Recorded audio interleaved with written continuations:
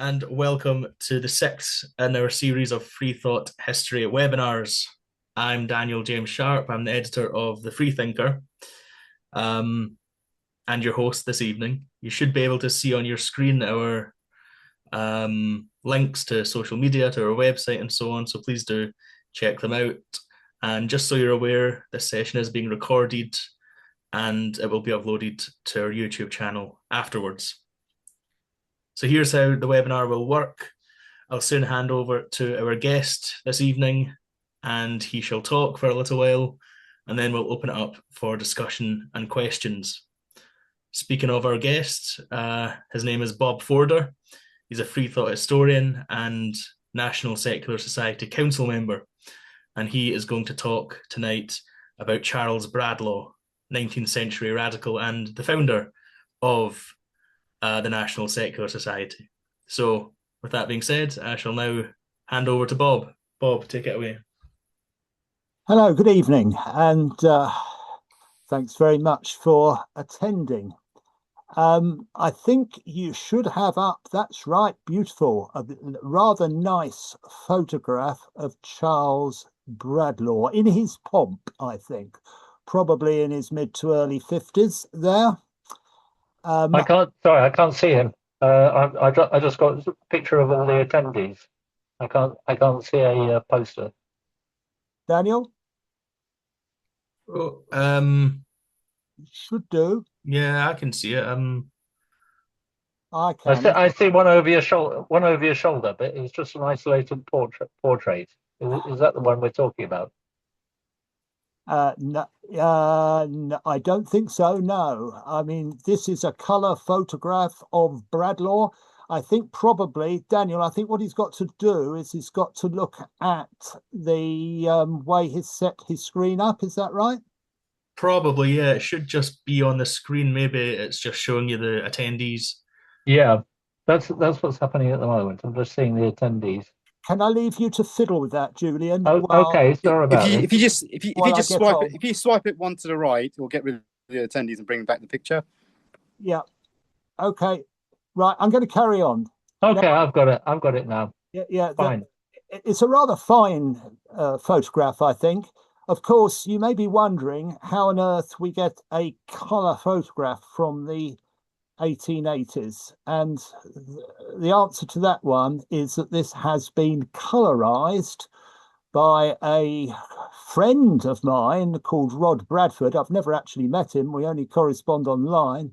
Rod Bradford, who is the editor of the Truth Seeker in the United States, and I'll come back to this a bit later, okay, the role of Rod Bradford and the Truth Seeker.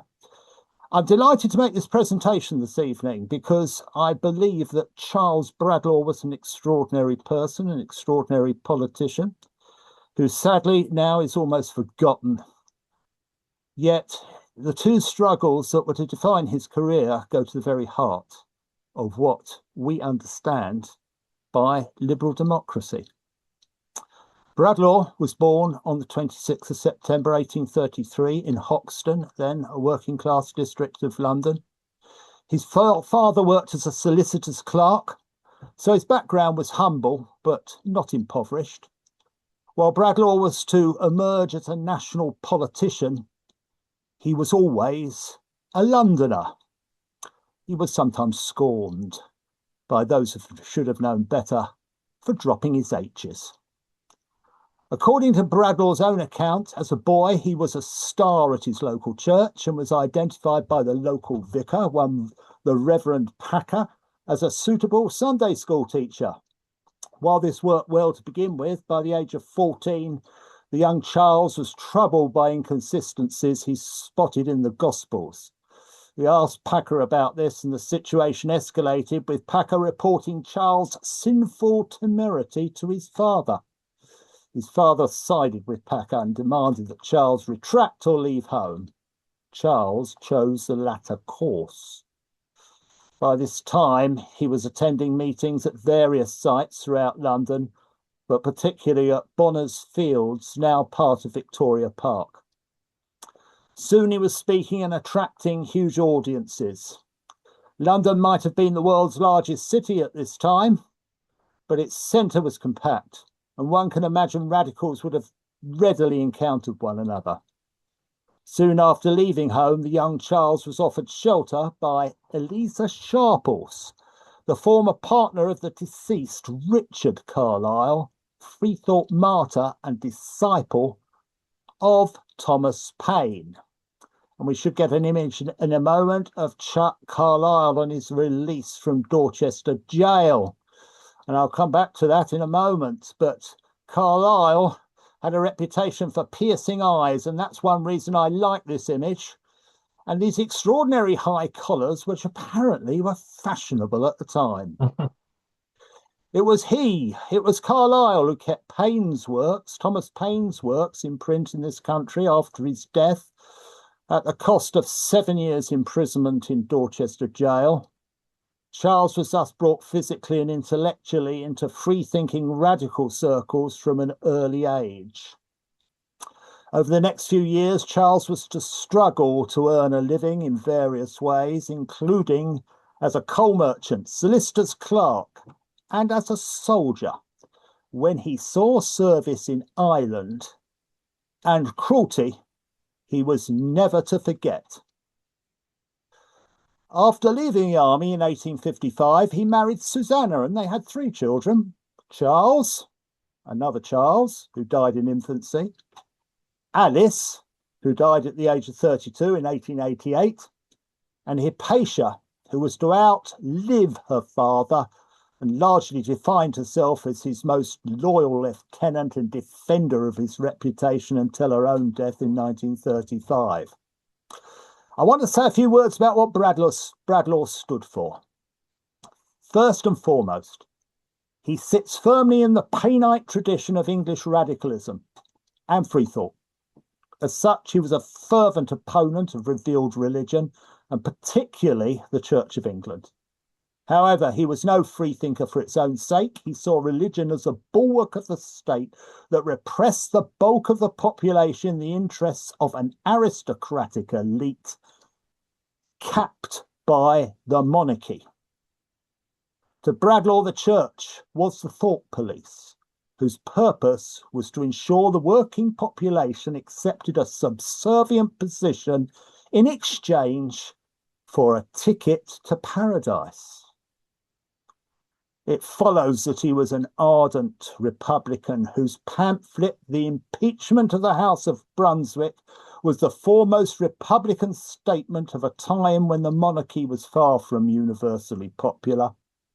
And this pamphlet, The Impeachment of the House of Brunswick, ends with these words, I quote, "I loathe these small German breast-bestarred wanderers whose only merit is their loving hatred of one another.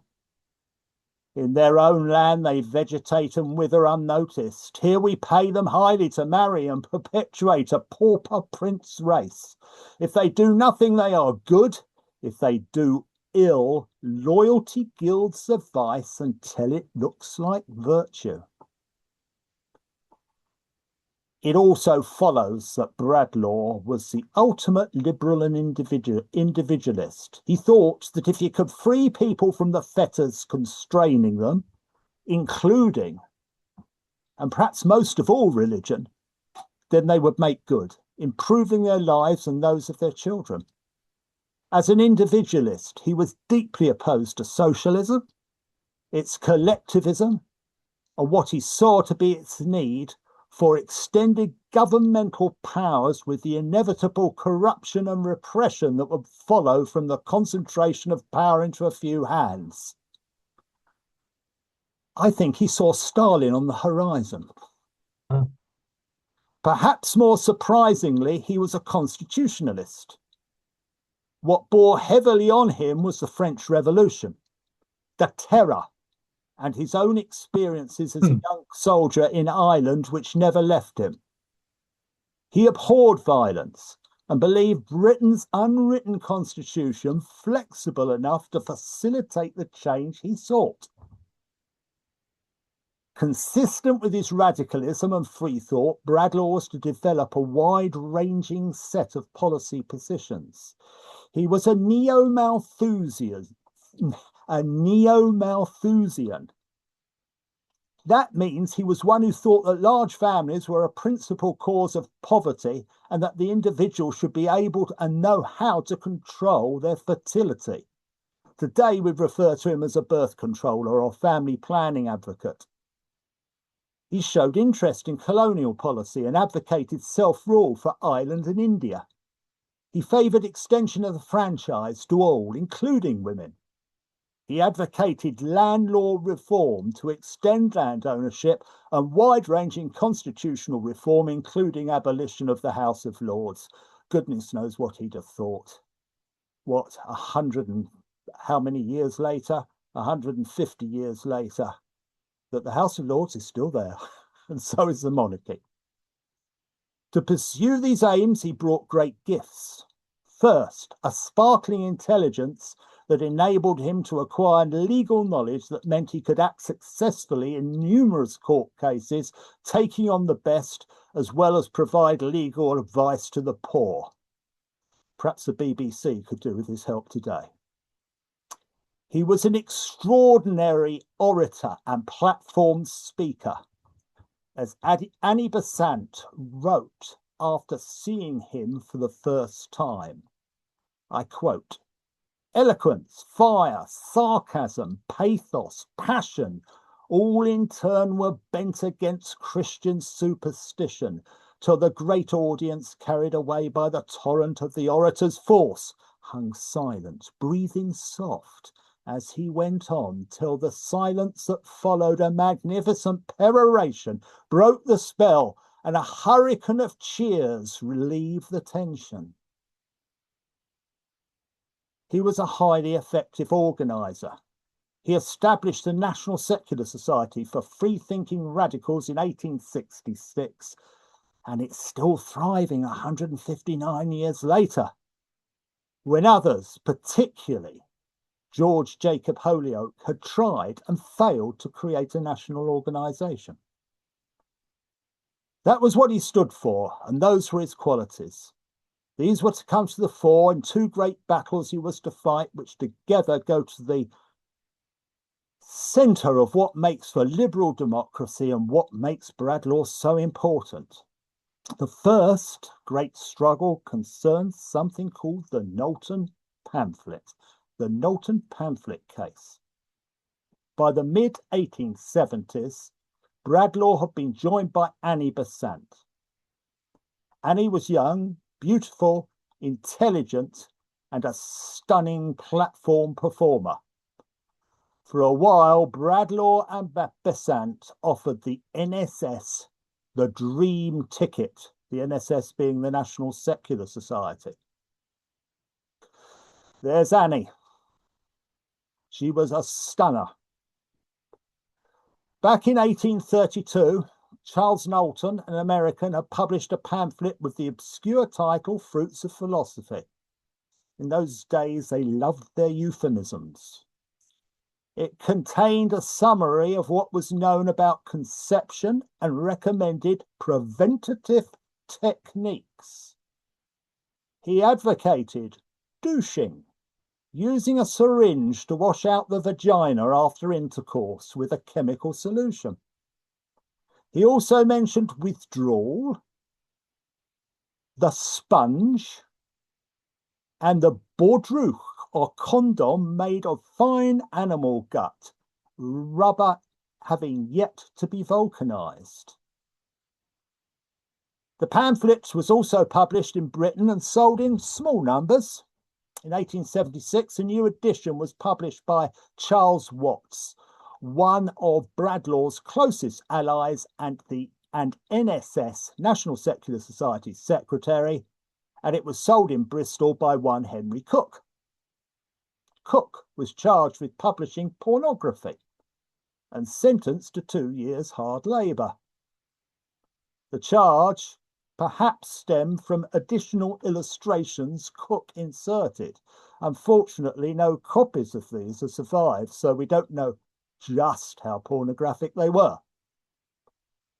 To save himself, Charles Watts decided to stop publication.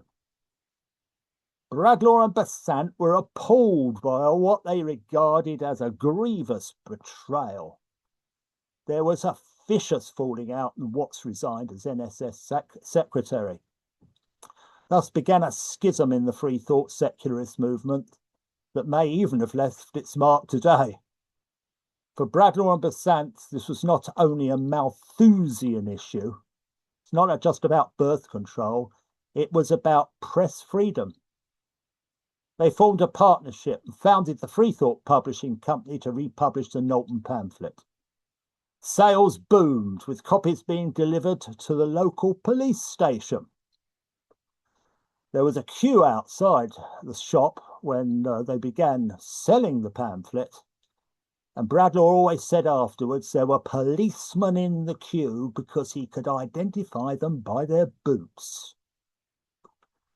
Bradlaugh and Besant were arrested and prosecuted for publishing a, and I quote, a certain indecent, lewd, filthy, bawdy and obscene book by the Solicitor General Harding Gifford.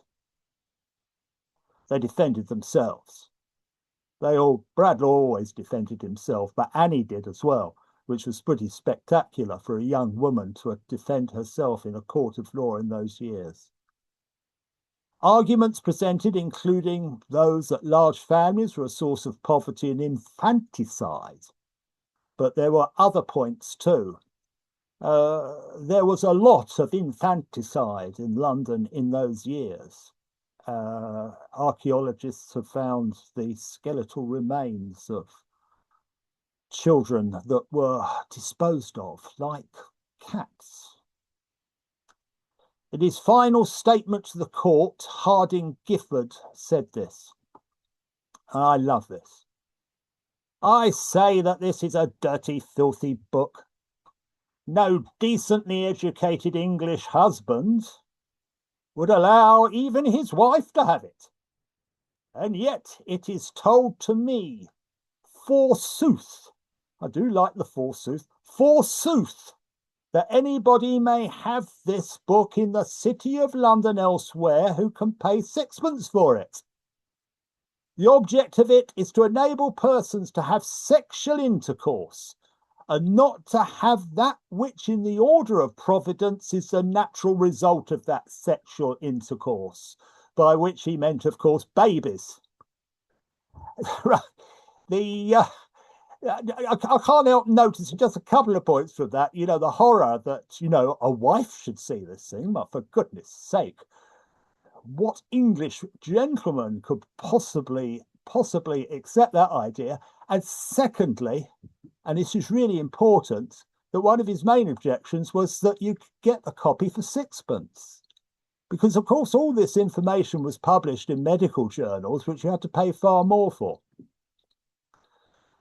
Initially, Besant and Bradlaugh were found guilty, but they won their case on appeal. However, for Besant, there was a grievous cost. Her estranged husband, the Reverend Frank Besant, persuaded the courts that he should have custody of their daughter Mabel, as well as their son Digby, who'd already lived with his father. Nevertheless, an important, even seminal victory had been won for freedom of expression, and contraceptive techniques could be promoted with less fear of prosecution, although these did not end, and they didn't end till the 1920s. Now the second great struggle Bradlaugh fought followed after this. That was 1876 and 1877.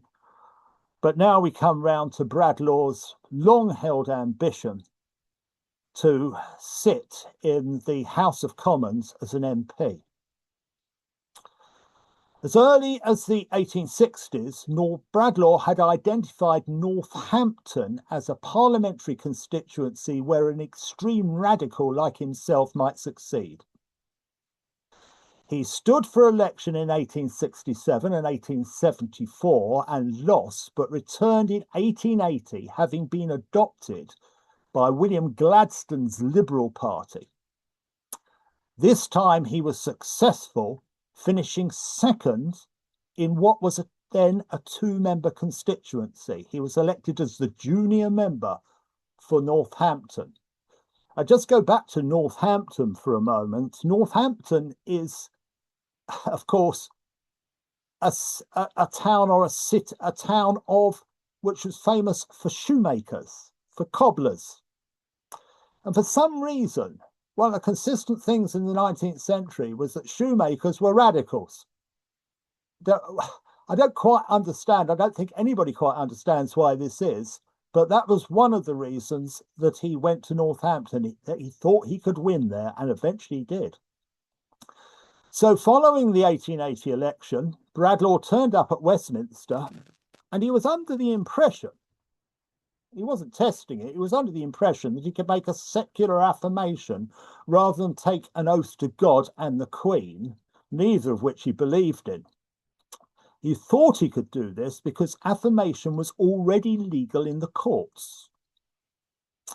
The Speaker was unsure what to do, and rather cowardly, I think, in a cowardly way, put the issue to the House.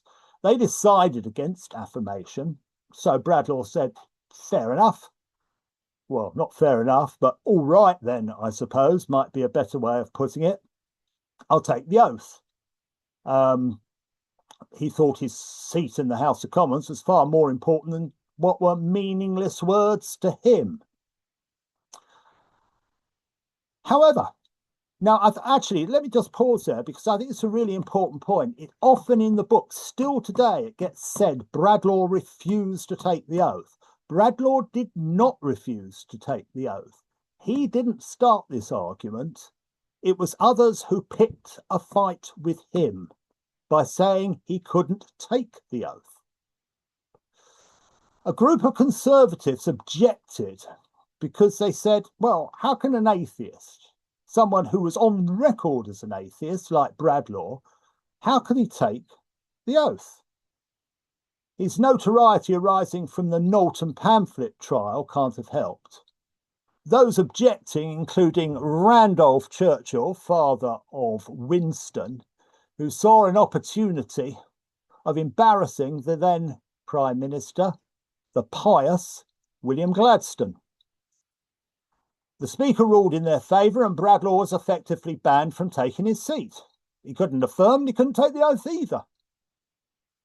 This is absolute constitutional crisis point. You know, the man was elected, yet he's not allowed to take his seat. It's an issue of democracy. For the next few years, Bradlaugh fought for his right to take the oath. On 4 occasions in the early 1880s, he returned to Northampton, and each time he returned to Westminster victorious. He won 4 by-elections. Once, he was imprisoned in the Clock Tower prison room, but released the next morning because nobody really knew what to do with him. He's the only person ever to be incarcerated there, though it wasn't exactly uncomfortable. On another occasion, Bradlaugh tried to force his way into the chamber of the House of Commons. The ensuing struggle resulted in him being ejected with substantial injuries, entailing the cancellation of all his engagements for the next 2 months. Outside the Palace of Westminster, at the entrances, there weren't all those railings there in those days. A huge crowd had heard the melee and charged the entrance. Annie Besant, who was there, pushed to the front, spread her arms, and successfully begged them to stop. On another occasion, Bradlaugh strode into the chamber unannounced, Bible in hand, and administered the oath to himself. All to no avail. One thing he was allowed to do was to address the House from the bar, which marks the entrance to the chamber. From here, he could address MPs without strictly being in the chamber. He did this 4 times, and on the 3rd concluded with these words, "I have no fear. If I am not fit for my constituents, they shall dismiss me. But you never shall. The grave shall make me yield." And there we got this fantastic portrait by William Walter-Sickert, who later painted the scene.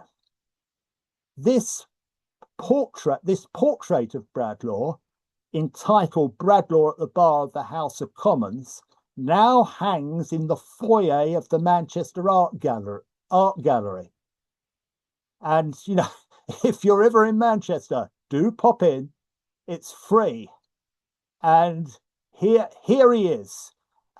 Sickert, who was an important English artist, was a bit of an iconoclastic artist himself, was hugely impressed by Bradlaugh, and painted this portrait for a wealthy Manchester freethinker, and they kept it in their Freethought Hall till it was closed, when it was donated to the Manchester Art Gallery. Throughout this period, Bradlaugh was involved in court cases where he always defended himself. One of his opponent's tactics was try to break him financially. A particular issue was that Bradlaugh voted in 3 parliamentary divisions in 1883. He was fined and attempts were made to sue with the purpose of bankrupting him, which would have disqualified him from holding his seat. Lengthy court battles ensued, and although he generally won, they involved enormous time and effort with few expenses recovered. At the end of 1885, there was a general election, and again Bradlaugh won. A new speaker took the chair and made a dramatic and unexpected statement. He had more bottle than the previous one. He said this: "I have no authority, no right, original or delegated, to interfere between an honourable member and his taking of his oath." Bradlaugh took the oath and his seat. His triumph was complete. And when, in 1888, Parliament passed an Oaths Act legalising secular affirmation as an alternative to the religious oath. And I think, I know precisely, in 2024, 259 of 650 MPs affirmed. And that's down to Bradlaugh.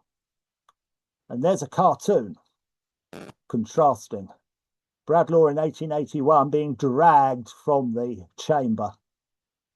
And then again, he's in the chamber now, and eventually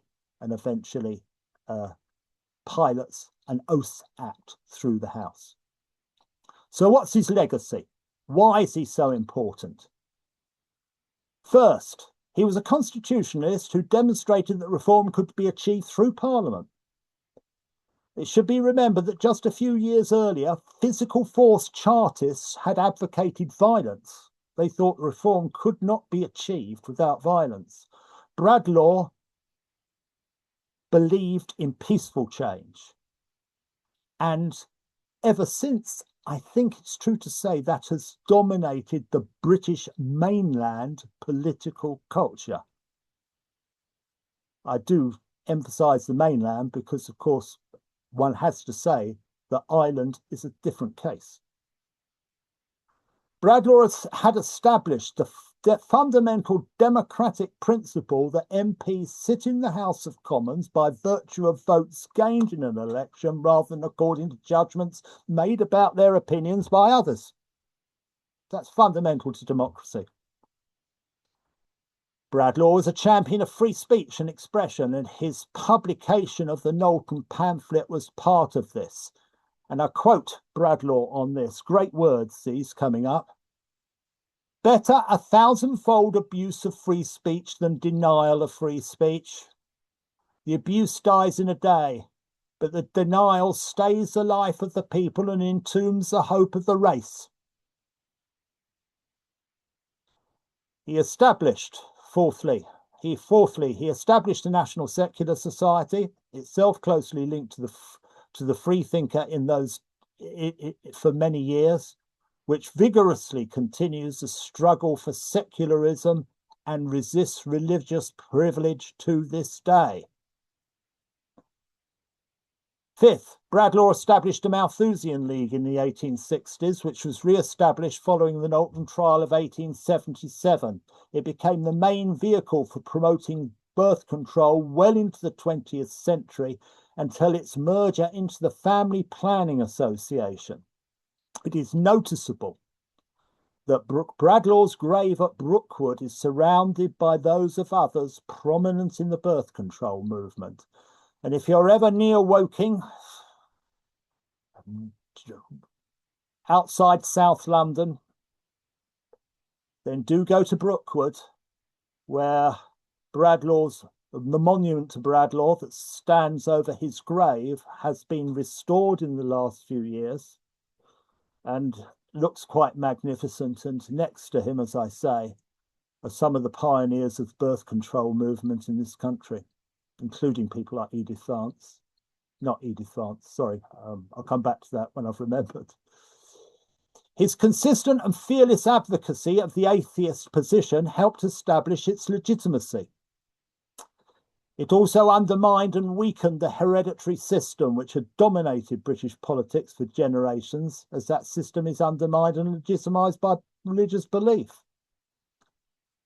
Finally, and tentatively, Bradlaugh helped contribute to the internationalisation of freethought and secularist ideas. In particular, he visited the USA on 3 occasions between 1873 and 1875, where he lectured widely, attracting large audiences and met leading US freethinkers. It is noteworthy that the catalogue of the Freethought Publishing Company, his publishing company, was to feature several Americans, with Robert Ingersoll's writings being bestsellers. Further, Bradlaugh had a particular interest in India, where he is remembered to this day. In some ways, better remembered in India, I think, than he is here. Once elected as an MP, he drew attention to famine on the subcontinent, the existence of which the government first denied, and protested at injustices, including the widespread misappropriation of property and instances of cruel treatment. In 1888, on the recommendation of 2 eminent Indians, Dabadai Nauroji and W.C. Bonaget, he assumed the unofficial title of Member for India.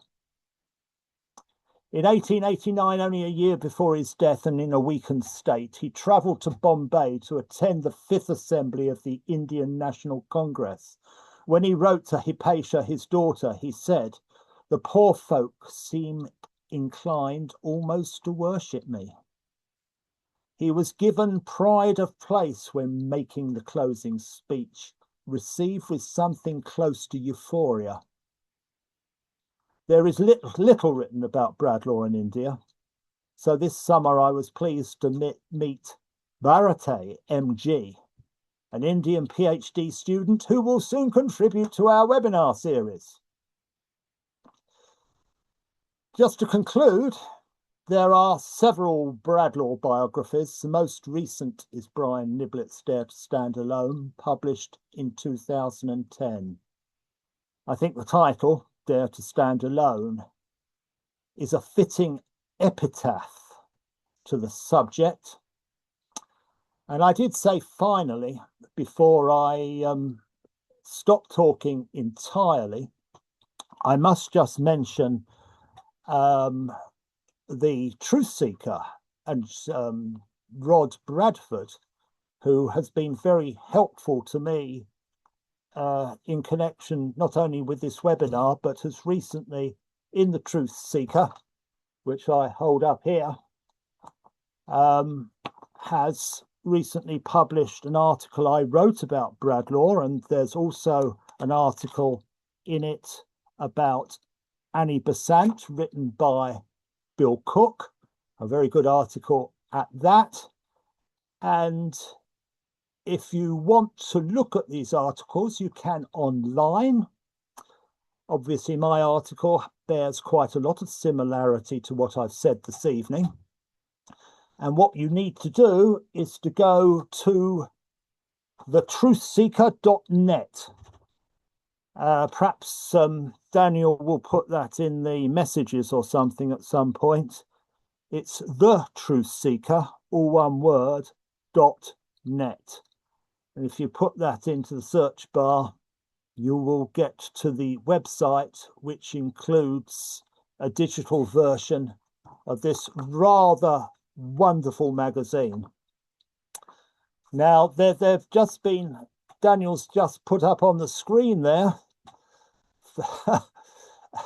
There was I put up as a sort of light relief, really, a poem about Bradlaugh by the National Secular Society's then poet. There you are. I won't read it out to you, but Bradlaugh actually had this poem written to him by this man Mackenzie. And then secondly, something I'm rather proud of, something I own, I'm delighted to say, is a painting of Bradlaugh's study by Walter Sickert, which he painted for Bradlaugh's daughter, Hypatia.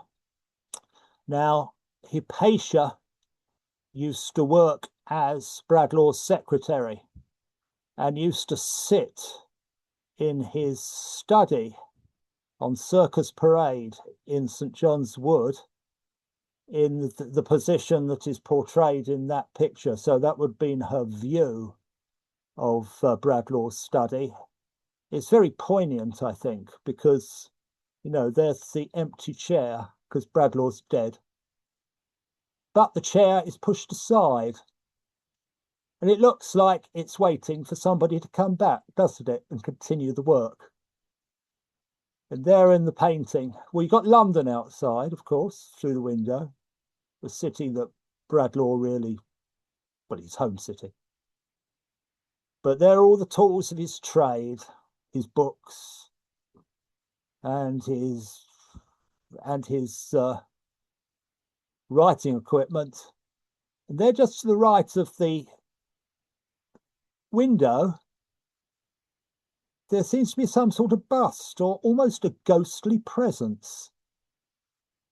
So as I say, it's a rather poignant picture. And at that point, of course, I've overrun, but I'm sort of sorry. So I'll stop there and hand back to Daniel for any questions you might have.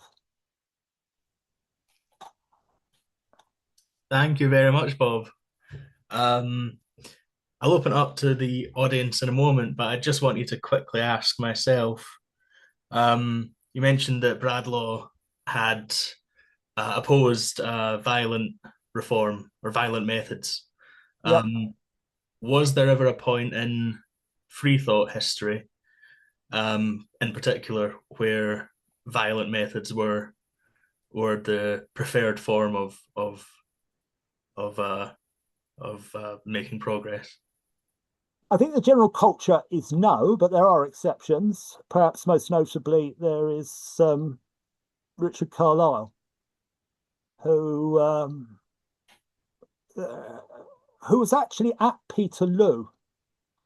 He was standing on the, or what you call it, the sort of staging, can't think of the right word for it, next to Henry Hunt, when the yeomanry attacked the crowd and killed, I've forgotten how many it was, 11. They referred to the Peterloo massacre. Of course, within the UK, massacres, or within the British mainland, massacres are pretty small scale compared to some of the things that have happened in the world. But this was the Peterloo massacre. 11 died, others were injured. But Carlile was pretty incensed about that and did advocate, when he returned to London, he did advocate the need of radicals to arm themselves.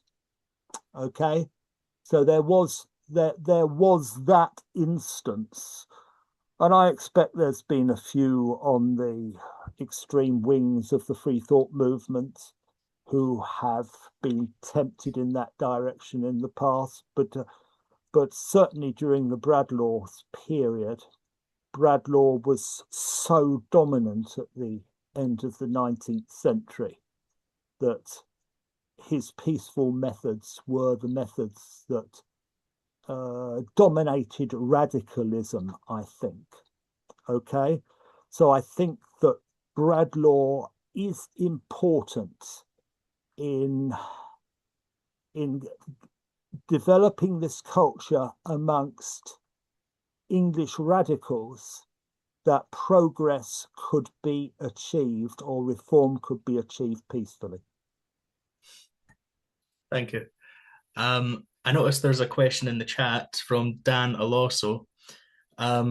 I'm curious whether Bob knows if the originals photographed for the Bradlaugh papers are at the Bishopsgate Institute. The original, yeah, they are. Yeah. The Bishopsgate Institute, down in the dungeons somewhere there at the Bishopsgate Institute, are the Bradlaugh papers. And if you'll allow me a brief diversion on this one, there's quite an interesting story behind the Bradlaugh papers. I'll try and do this as quickly as possible. Immediately after Bradlaugh's death, Hypatia, his daughter, and John McKinnon Robertson wrote a biography of Bradlaugh. They did this very quickly because they wanted to get their story out. They knew that there was a danger that Bradlaugh's reputation would be impugned by his opponents, his enemies, and therefore they wanted to get their side out. They did so quite successfully, and the book sold well. Then Hypatia put out the story that all Bradlaugh's papers had been destroyed. They hadn't. They were in her loft in Tooting, where she lived with her husband. And they stayed there, and they then got handed down through the family until in the 1960s, they ended up in the hands of Basil Bradlaugh Bonner, who I think Basil was the great-grandson of Charles.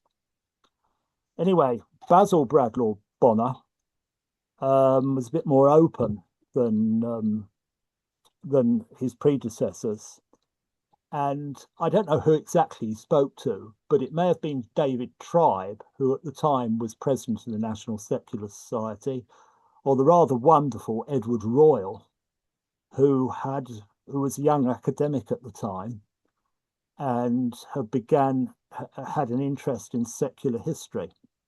And anyway, one way or the other, I think they persuaded Basil to hand the papers over. And it was Edward Royal who catalogued them all. And I think Edward Royal attends these webinars. Fortunately, he's not here tonight because he's got something else on, though he has promised to watch the recording, and I'm a bit terrified about that because I think he'll probably mark me out of 10. But there you are. You have to accept that sort of thing. But Edward did a wonderful job of cataloguing them, and they are there for everyone to see in Bishopsgate Institute. So if you have a spare couple of hours and you're in London, then do go to the Bishopsgate Institute. It's very close to Liverpool Street Station. If you ask very nicely, they all dig them up for you. It's probably, having said that, it's probably better to let them know you're coming in advance. And there's all sorts of stuff there. There's stacks and stacks of it. And it's not just papers. I seem to remember, though it's some time ago, there are even some of his spectacles in there. So, recommended. All right. If anyone wants to ask a question, just use the raise hand button or wave or somehow make yourself known or put it in the chat and I shall call upon you. Bharathy. Hello. Thanks a lot, Bob. It was nice seeing you, and thanks for the wonderful lecture. And I wanted to particularly highlight this one thing, which you also highlighted, that Bradlaugh did accept the offer of taking an oath, but then the Parliament did not allow him to take the oath. That his historic fight in Parliament played a central role in other countries as well. For instance, in India, the first Prime Minister of India, Jawaharlal Nehru, took oath in the name of conscience and not God. And even in the southern Indian state of Madras, where I come from, the chief minister first took oath in the name of conscience and not God. And we'd be happy to know that both of them are secularists in one way or the other. The second one probably comes from a lineage of National Secular Society in one way or the other. So it was really nice to highlight that particular point. And my question is regarding Neo-Malthusianism. You've spoken about how important it was, and then how it certainly helped in identifying the root cause of poverty and so on and so forth. But my question is that there were Neo-Malthusians who were also later eugenics. But then Bradlaugh was not a eugenicist. So how did he escape the typical 19th century urge to push towards eugenicism? That's my question. Thanks a lot for the lecture. Yeah. I think it's a jolly good question. And I'm not sure I know the answer. I think perhaps, one possible answer to this was that I'm not sure that evolutionary theory and Darwinism was that important in defining what English free thought became. It was very important in the United States, but not so important, I don't think, in the UK. English free thought was born out of English radicalism, which was essentially about trying to improve the lot, pre-socialist attempts to try to improve the lot of the working classes. So I'm not sure that's the way that Bradlaugh's mind worked. I came across this recently. Actually, I mentioned the Truth Seeker because Rob Bradford brought this point up indirectly, asking about the role of evolutionary theory in British free thought. And after scratching my head about it, I came to the conclusion that it wasn't terribly important. And if you look at the catalogue of the Free Thought Publishing Company, well, it was a huge catalogue. There was a huge catalogue. It's unbelievable how much stuff they were publishing. There was very little in it about evolutionary theory. But I think it's also true, beyond that, that the subsequent, the Malthusian League never really went down that path either. And the Drysdales, who are a very important family within it, occasionally when it came along, resisted that route. Of course, this is not true of Mary Stopes, who certainly did go down that route. By the way, very nice to see Bharate, by the way. He visited me in the summer here in England when he was over doing research. And we had I had a very pleasant day. I don't know if he had a pleasant day, but we had a pleasant day. And I remember walking close to the Solent, near where I live, and pointing out Osborne House to him. And he said to me, when I pointed out Osborne House, he said, yes, the Empress Queen, or the Queen Empress, Queen Victoria, whose sort of country house it was. Anyway, that's a diversion, sorry. And look out for Bharate's webinar, which will be happening, can't remember exactly when, but sometime early next year on Bradlaugh and India and Freethought and India. David Boothroyd.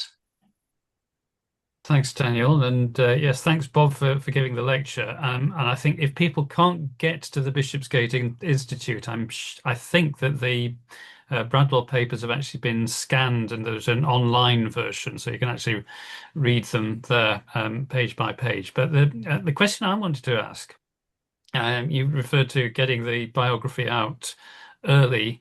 I've got my copy here of the biography of Charles Bradlaugh by Charles R. Mackay, which is known as The Libellous Life, which was published in 1888.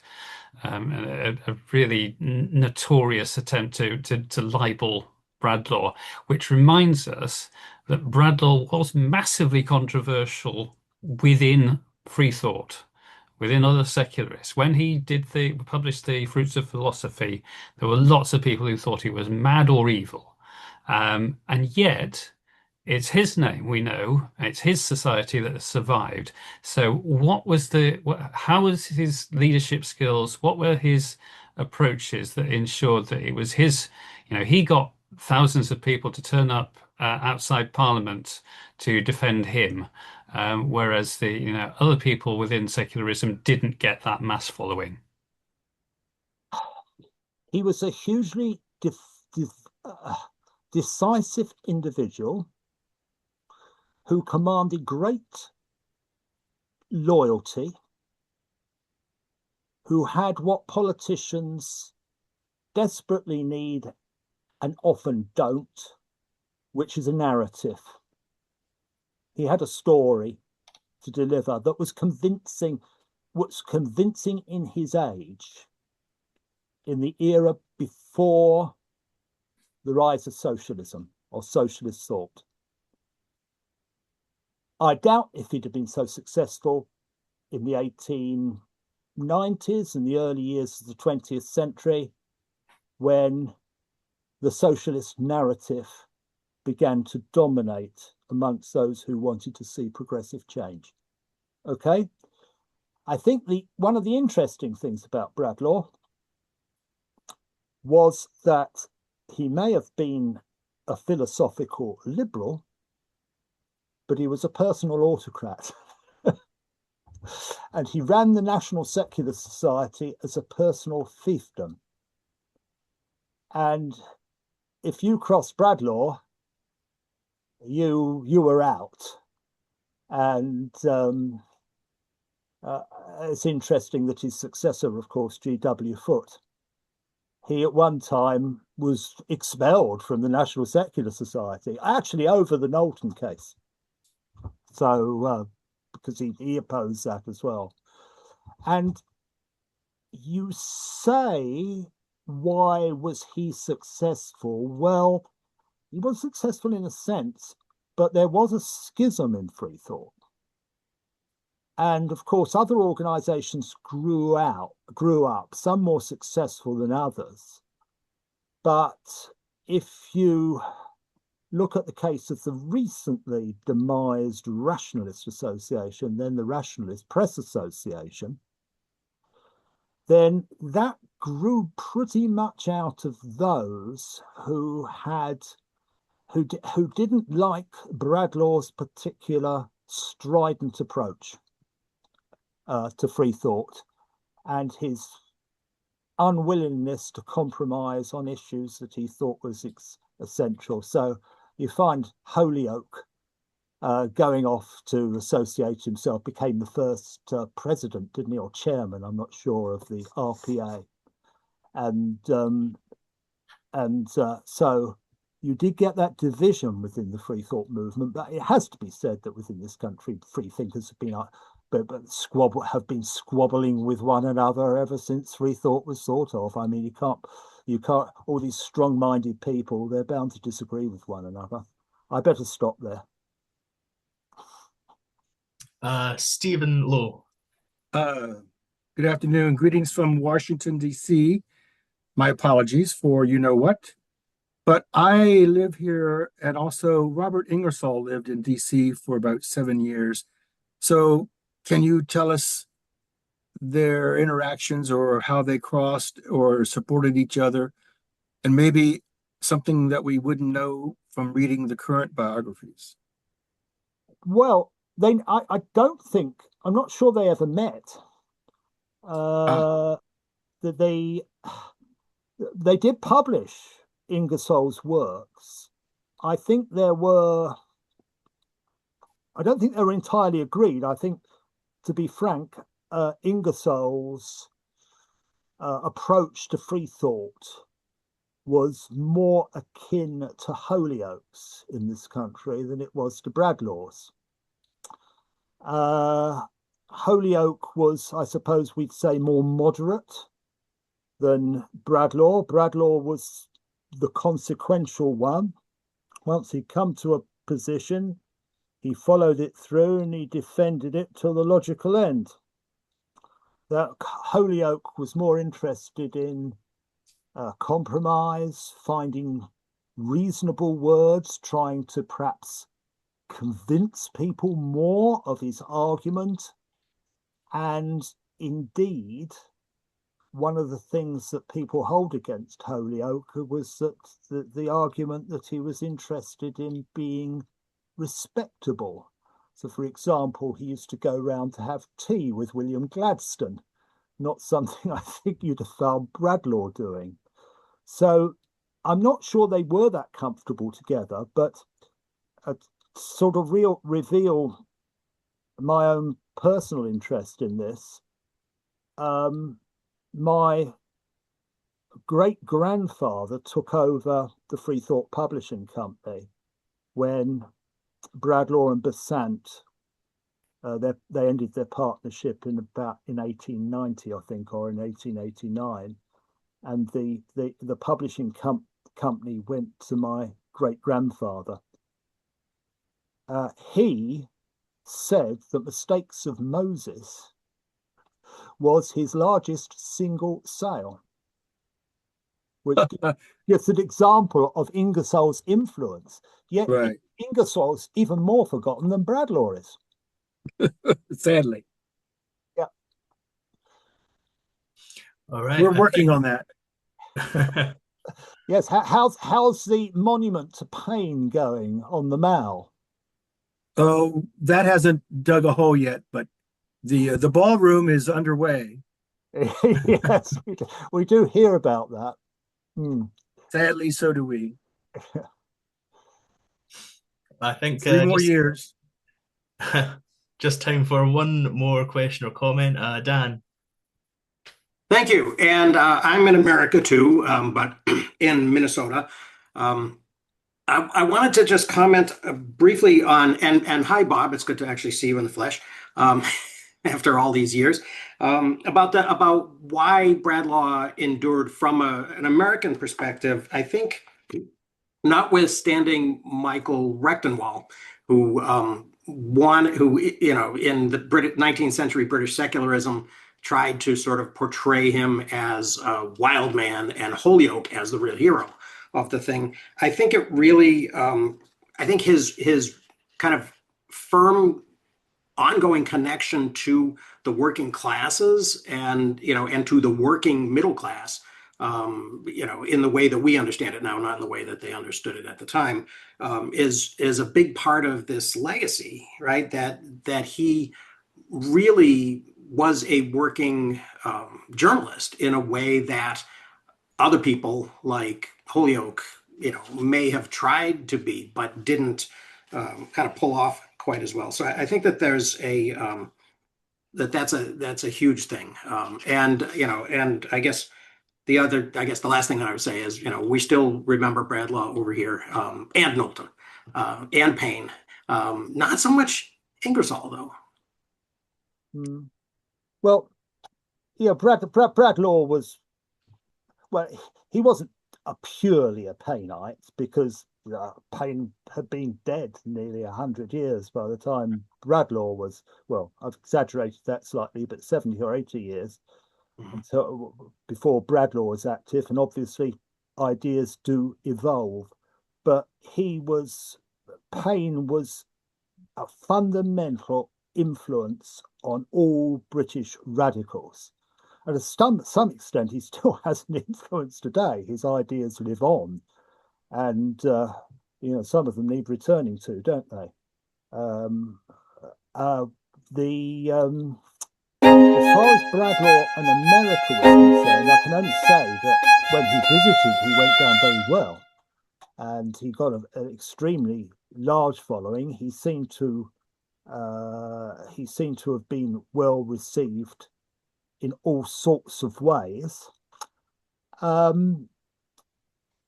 I would like to think that there is a certain commonality between Freethought in the United States and in the UK.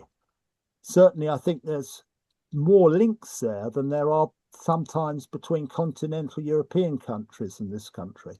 There's more shared heritage. I'm not sure if that answers your question or not. Okay, just quickly one last one then, because Rafez in the comments. Sorry about this, yeah. Sorry, my name is Rafez Darula. I've posted a video of Chris Pounds did a talk for the 150th sort of anniversary riots at Northampton. And one of the things that, as a result of that, coming out of it, is that I'm looking to start a not-for-profit organisation called the Iconoclast, which is the Charles Bradlaugh Appreciation Society for Northampton, to talk about and espouse the sort of lives and times of Charles Bradlaugh, and also like a free thinking and Freethought society as well. It's going to be a not-for-profit, and it's going to be sort of promoting his work and his life with various different approaches. So if anybody's interested, you can get in touch with me. Raf is Narilla at the moment, or Chris Pounds. What do? That would, I think we'd all welcome that. Some of us were very sorry to hear of the demise of the Bradlaugh Society in Northampton. That needed to go. I was the instigator of that going, to be honest with you. Yes, we better not go into the background to that. Yeah. But it's good to hear that there's some of you still in Northampton who well, I mean, we're going to be forming it as a full not-for-profit. No individual is going to control it, and they'll be done as a charity as such. So, jolly good. Okay, so jolly good. So well, if anybody's interested, you can get in touch with me or Chris Pounds, one of the two. Thank you. Okay, thank you. Well, I think that's us just past the hour. I shall pop this up. Thanks again, everyone, for attending and for asking questions and making comments. And thanks to Bob, of course, for his wonderful lecture. On the screen, you should be able to see our social media links, website, etc., etc. And I would like to ask, if possible, anyone who wants to support us can make a donation. We're a small independent magazine, and we do rely on historic funds and the generosity of readers. So if you are in the Christmas spirit or the Saturnalia spirit, let's say, please do go to that link. I think that's it. Thanks again, Bob, and thanks everyone. Yes, if I'm still live, it's wonderful to see some guests from the United States and from India, in fact. Indeed. Okay, well, have a lovely rest of your evening, everyone. Cheerio.